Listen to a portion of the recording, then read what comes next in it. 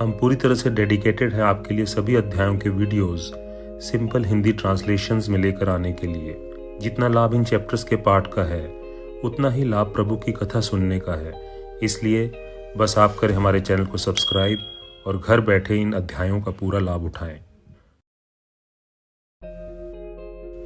इसके पश्चात महातेजस्वी पवन कुमार हनुमान ने सीता जी को विश्वास दिलाने के लिए फिर से प्रार्थना करते हुए ये वचन बोले। हे देवी, मैं एक वानर हूँ और परम बुद्धिमान भगवान श्री राम का दूत हूँ। देवी, यह श्री राम के नाम से अंकित मुद्रिका है, आप कृपया इसे देखिए। आपको विश्वास दिलाने के लिए श्री रामचंद्र जी ने स्वयं यह अंगूठी मुझे दी थी, इसीलिए मैं इसे लेकर आया हूँ। अब आप धैर्य धारण करें।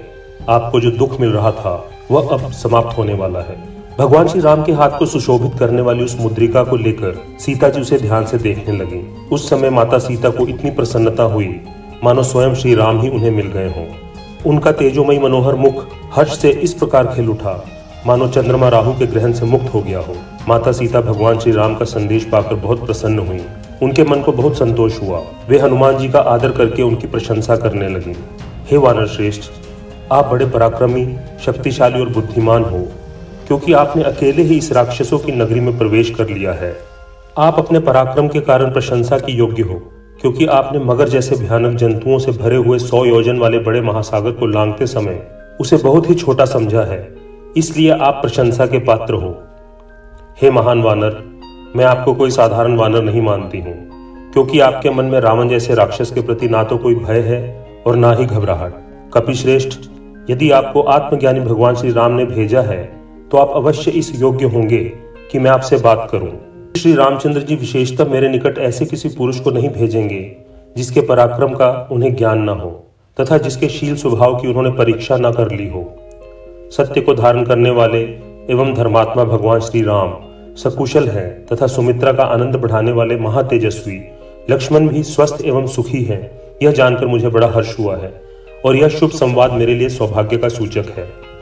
यदि ककुतस्थ कुलभूषण श्री राम सकुशल हैं, तो वह प्रलयकाल में उठे हुए प्रलयंकर अग्नि के समान कुपित हो समुद्रों से घिरी हुई सारी पृथ्वी को भस्म क्यों नहीं कर देते हैं।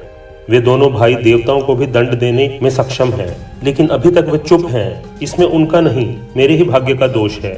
मैं समझती हूँ कि अभी मेरे ही दुखों का अंत नहीं आया है। पुरुषोत्तम श्री रामचंद्र जी के मन में कोई व्यथा तो नहीं है?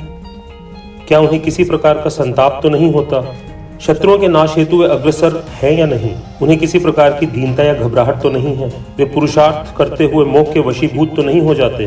क्या श्री राम वे सारे कार्य करते हैं ना जिन्हें करने की आवश्यकता होती है? क्या शत्रुओं का नाश करने में सक्षम श्री राम मित्रों के प्रति मित्र भाव रखते हैं? क्या वे साम और दान रूप 2 उपायों को अपनाते हैं? तथा क्या वे शत्रुओं को दान, भेद और दंड, इन 3 प्रकार के उपाय करके जीतने की इच्छा रखते हैं? कृपया आप मुझे बताइए। क्या श्री राम के बहुत से मित्र हैं? क्या सभी उनसे मित्रता करना चाहते हैं? मुझे आशा है कि प्रभु श्री राम के अनेक कल्याणकारी मित्र हैं जो उनका आदर करते हैं। क्या राजकुमार श्री राम कभी देवताओं का कृपा प्रसाद चाहते हैं? उनकी कृपा पाने के लिए क्या वे प्रार्थना करते हैं? क्या वे पुरुषार्थ और विधि के विधान, इन दोनों का आश्रय लेते हैं? हे हनुमान, क्या मेरे श्री राम से दूर रहने के कारण राम का मुझ में स्नेह कम तो नहीं हो रहा? क्या वे मुझे इस संकट से मुक्त करेंगे?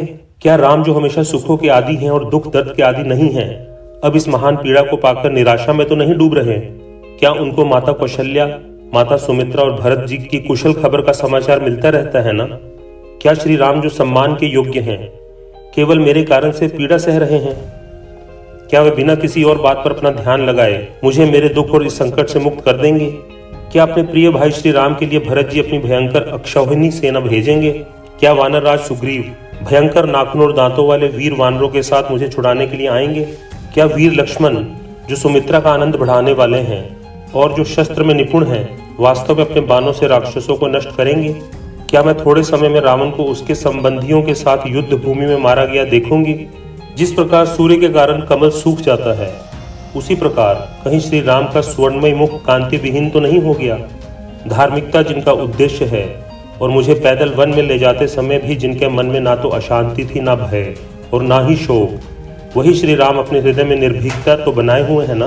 स्नेह के मामले में ना तो उनके माता पिता और ना ही कोई और मेरे बराबर या उससे अधिक है। हे दूत, मैं केवल तब तक जीवित रहना चाहती हूँ जब तक मैं अपने प्रियतम के बारे में सुन रही हूँ।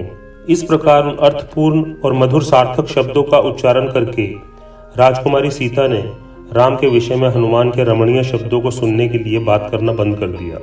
सीता जी के वचन सुनकर प्रचंड पराक्रमी हनुमान जी ने सिर पर हाथ जोड़कर प्रत्युत्तर में निम्न वचन कहे। हे कमल नेत्र वाली सीता जी, राम नहीं जानते कि आप यहाँ लंका में हो, इस कारण से वो आपको शीघ्र वापस नहीं ले गए।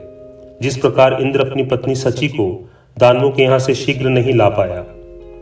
मेरे यहाँ से लौटने के बाद मेरी बात सुनते ही श्री राम तुरंत विशाल वानरों और भालुओं की सेना लेकर आएंगे। राम अपने बाण समूहों द्वारा अविचल समुद्र पार करके आएंगे और लंका शहर को राक्षसों से विहीन कर देंगे। यदि मृत्यु की देवी राक्षसों या देवताओं के साथ उस समय श्री राम के रास्ते में बाधा बनकर खड़ी होती हैं तो वो उन्हें भी मार देंगे। हे देवी, आपको ना देखने के कारण वे बहुत दुखी हैं और उनकी हालत किसी सिंह द्वारा पीड़ित हाथी की तरह है। हे देवी, पर्वत आदि हमारे निवास स्थान है और जड़ और फल हमारा भोजन।